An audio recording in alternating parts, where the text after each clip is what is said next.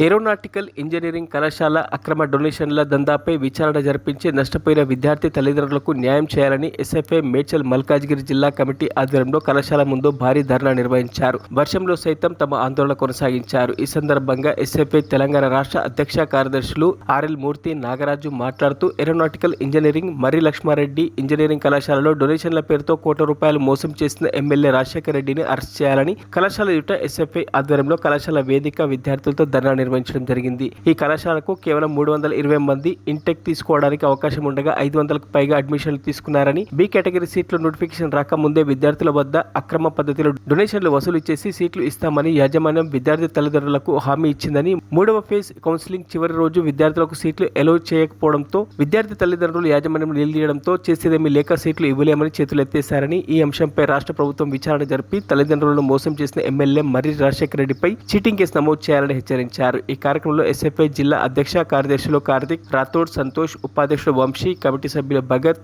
నాయకులు అజయ్, నందీశ్వర్, కర్ణాకర్, శ్రీకాంత్, సాయిరాం, ఆజాద్ తదితరులు పాల్గొన్నారు.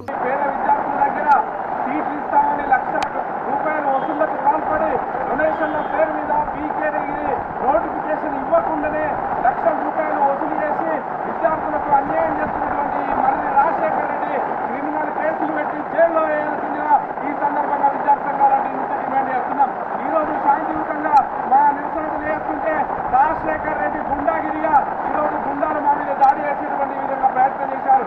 ఈరోజు పోలీసులు కూడా ఈరోజు రాజశేఖర్ రెడ్డికి వత్తసు పలికేటువంటి విధంగా ఉన్నాడు. ఈరోజు మర్రి రాజశేఖర్ రెడ్డి తెలంగాణ రాష్ట్రంలో ప్రభుత్వ భూములు కబ్జాకు పాల్పడి, ప్రభుత్వ చెరువులు కబ్జాకు పాల్పడి ఈ కాలేజీని పెట్టుకొని దర్జగా ఈరోజు ఆంకర్ ఏసీలో బతుకుతున్నటువంటి ఈ గుండాగిరి రాజశేఖర్ రెడ్డిని తక్షణమే అరెస్ట్ చేయాలని విద్యాసంఘాల నుంచి డిమాండ్ చేస్తున్నాం. తెలంగాణ రాష్ట్రంలో ఇంజనీరింగ్ కాలేజీలు ఈ కేటగిరీకి నోటిఫికేషన్ ఇవ్వకుండానే ఇలాంటి అక్రమంగా డొనేషన్ల పేరు మీద ₹1,00,000 వసూలు పడిపోతుంటే ప్రభుత్వం ఏం చేస్తుందని కూడా ఈ సందర్భంగా అడుగుతున్నాం. ఉన్నత విద్యా మండలి సమాధానం చెప్పాలి, రాష్ట్ర ప్రభుత్వం స్పందించాలి, రేవంత్ రెడ్డి మాట్లాడాలి, ఎమ్మెల్యేల భర్తలు అవుతాలి, ఖబర్దార్ ప్రభుత్వం అని ఈ సందర్భంగా హెచ్చరిక జారీ చేస్తున్నాం.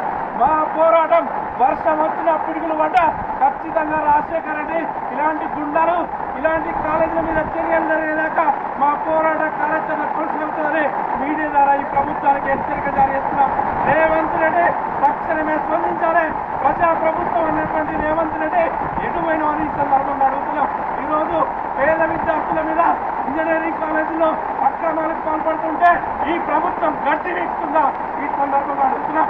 ఖచ్చితంగా ప్రభుత్వం స్పందించాలి. తక్షణమే జోక్యం చేసుకొని ఈ కాలేజీల గుర్తింపు రద్దు చేయాలని కూడా ఈ సందర్భంగా ఈ ప్రభుత్వానికి హెచ్చరిక జారీ చేస్తున్నాం.